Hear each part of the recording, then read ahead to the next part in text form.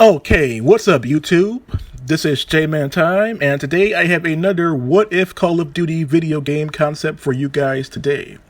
Now, I did see the recent trailer for the new Call of Duty Black Ops 4, and I'm disappointed in the fact that there is no single-player mode for that game. Now, I am a fan of the Call of Duty Black Ops 1 game, as that is my favorite of the franchise, and I also like the Call of Duty World War II games, which are linked with the Call of Duty Black Ops 1. So what if there was a Call of Duty game that was set during the very beginning of tensions between the United States and the Soviet Union? So to do this, we'll have to go all the way back to 1918, during the Allied intervention in the Russian Civil War. Now, during the Russian Civil War, you had two main factions. You had the Bolshevik Red Army, or the Communist Revolutionaries, which will later rename themselves the Soviet Forces, versus the White Movement, which are remnants of the old Tsar Russian government. The White Movement was backed by the former allies of Russia from the First World War. The White Movement was backed by the former, or I guess you could say, allies of the Tsar Russian government. These allies included the United States, Great Britain, or the United Kingdom, Czechoslovakia, France, Japan, Greece, Serbia, Italy, Romania, and the Republic of China. So these would be the main factions in this story. Now, since this is a Call of Duty game, you have to play as an American, so why don't we start with the Polar Bear Expedition?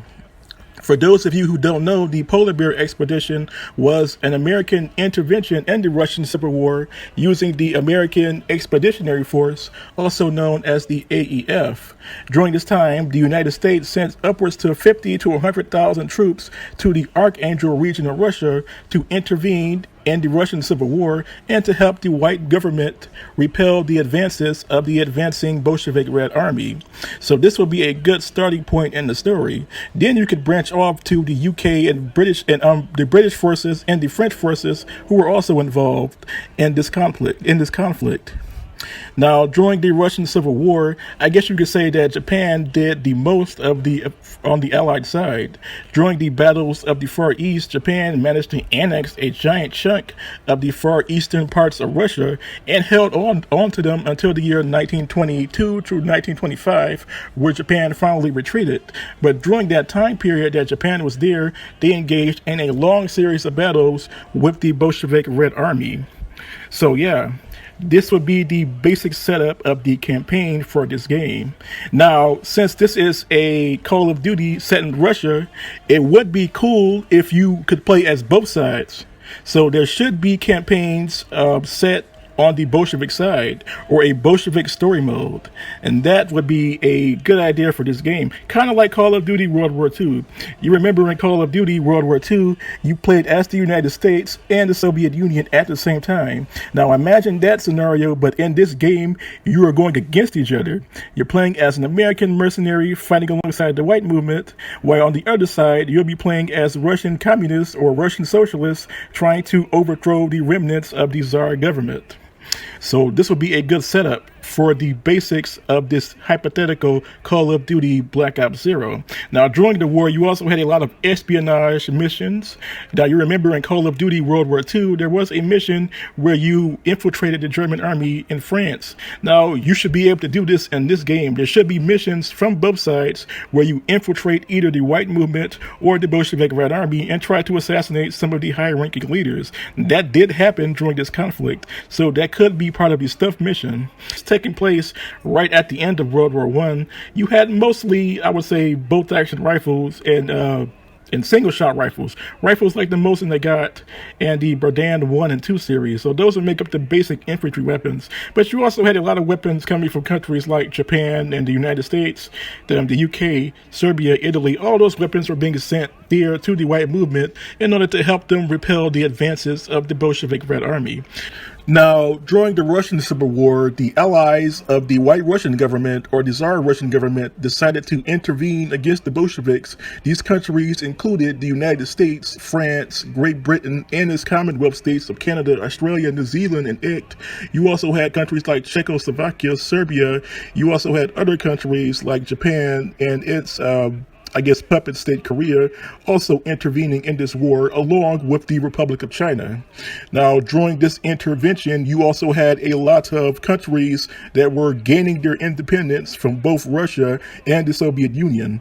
These countries included the states of Poland, Finland, Estonia, Latvia, Lithuania, Ukraine, Georgia, Armenia, Azerbaijan, and you also had some weird states like the Donbass Republic, the Kuban's People's Republic, and even a rare state known as the Mountain Republic. All of these states were fighting against they were fighting alongside the white movement, but they were also trying to gain their independence from the former Tsar Russian government, but also trying to prevent the Bolsheviks from taking over their countries. So all of these factions could have their own campaign missions, or the main characters could go to these countries and assist these revolutionaries against both, not militarily against the White Russian movement, but militarily against the Bolshevik Red Army. On the the leftist side of this, you also had some other weird factions. For example, you had the Green Army. The Green Army, also known as the Green Armies, they were socialists or communists like the Bolsheviks, but they had their own separate revolution. And the Bolsheviks and the Green Armies eventually began fighting each other in 1919. You also had the Black Revolutionary Insurrection Army of Ukraine. Now, they're not black like, the African black. They just had their own black flag. While the Soviets had their red flag and the Green Armies had the green and black flag, the Black Revolutionaries of Ukraine had a literal black flag. And they actually fought first as allies of the Russians, but against the Russians, the Bolsheviks, from 1919 until 1920. For 2 years. Eventually, they were crushed by the Soviets, the Bolshevik Red Army, and the White Russian Army at the same time. But they were kind of co-belligerents with the Bolsheviks, but also enemies, because even though they were leftists, they had their own separate ideology compared to that of Vladimir Lenin and Leon Trotsky, who were the leaders of the Bolshevik Revolution. So these are some, other campaigns that could be added to the main story, or could be added as DLC in this hypothetical Call of Duty Black Ops. Or if this were to become a series, for example, let's say Call of Duty Black Ops 0, becomes more than one game. You have 0-1 and 0-2 and 0-3, but it's all just, the campaign is going to be set during the Allied intervention and the Russian Civil War, but also the wars of independence that happened during the same time. For example, you could have the Polish-Soviet War of 1921. You could also have the Finnish Wars of Independence and the Finnish-Karelian War. You could have a campaign, or at least one mission, revolving around the Estonian War, or the Latvian or Lithuanian or Ukrainian or Georgian Wars of Independence. And also in about 1919 or 1920, there was also a war between Armenia and Azerbaijan. Even though both these countries had just broken away from Russia, they eventually fought each other, and they also fought against the Turks also. So that was a pretty strange quasi-conflict happening in the Caucasus region, and that could be added to this game as a DLC campaign or some type of mission, But all of this is these are just hypothetical scenarios for this hypothetical Call of Duty Black Ops first-person shooter game that I would develop if I were a game developer working at Treyarch, and I wanted to expand on the Call of Duty Black Ops mythology, especially the origins of that branch of the Call of Duty franchise. So yeah. Another campaign for this hypothetical Call of Duty Black Ops 0, or another campaign idea, would be the German intervention. Now, a lot of people don't know about the German intervention and the Russian Civil War.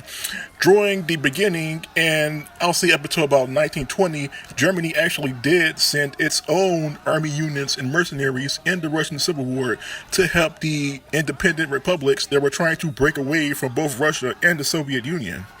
These units were known as the Landwehr, and the German military police, also known as the Freikorps or Freikorps. The Freikorps or Freikorps were German mercenaries that were hired. Just keep in mind, this took place in 1919 during the Communist Revolution in Germany, also known as the German Revolution of 1918 or 1919. And during that time, Germany tried to crack down, or did crack down, on a communist uprising in their country. But at the same time, they did send troops to countries that had just broken away from both Russia and the Bolshevik Red Army. These countries included Poland, Finland, Estonia, Latvia, and Georgia and the Ukraine, mostly. And these units were made up of the Landwehr, the Freikorps, and there was also a pro-German Russian unit known as the West Russian Volunteer Army. And these were all under the command of German captains and World War I veterans. So this German intervention could be DLC campaign for this hypothetical Call of Duty Black Ops Zero, but that's just an idea that I would put in this game. Now, in terms of weaponry for this hypothetical Call of Duty Black Ops Zero, you had a lot of weaponry from the First World War, along with prototype weapons that were designed during the Russian Civil War. Like, for example, most people know about the Fedorov Automat, but what they don't know is that during the Russian Civil War, both the White Russian Army and the Soviet Red Army experimented with different variations of the Fedorov Automat. There were air-cooled versions, there were lighter, there were double-barreled versions, there were light machine gun versions. All of these variants of this one gun would make up a bulk of weapons in the game. You also had the German MP-18, which was pretty much the most advanced submachine gun at the time, but you also had limited production German prototype submachine guns like the Maxim 08 and the early variant of the German C96 machine pistol called the Standschutz Model 1916, which was a limited production machine pistol. Not that many were made, and I highly doubt they were used, but, since this is Call of Duty, you could add those weapons to this game anyway, just to make it funner. Bolt-action rifles, a limited number of self-loading rifles, and single-shot rifles with shotguns still should be the main weaponry of this game, but adding Fedorov automats and some World War I era submachine guns would make the multiplayer in this game even better. Now, in terms of environments, you had a lot of different environments on the Russian frontier and also in the Baltic states in which this conflict took place in. Like, for example, you had winter battles in Russia, but in countries in the lower regions, or the more European-esque regions of the Baltic states, you would also have large farmlands and river valleys and swamp valleys also, and all of these could be the basic maps for the multiplayer aspect of this game. So, this was basically the basic makeup of this hypothetical Call of Duty Black Ops Zero game that I would make if I were going to make a prequel to the Call of Duty Black Ops series. But what do you all think? Please tell me in the comment section below. And until next time, this was J-Man Time signing off.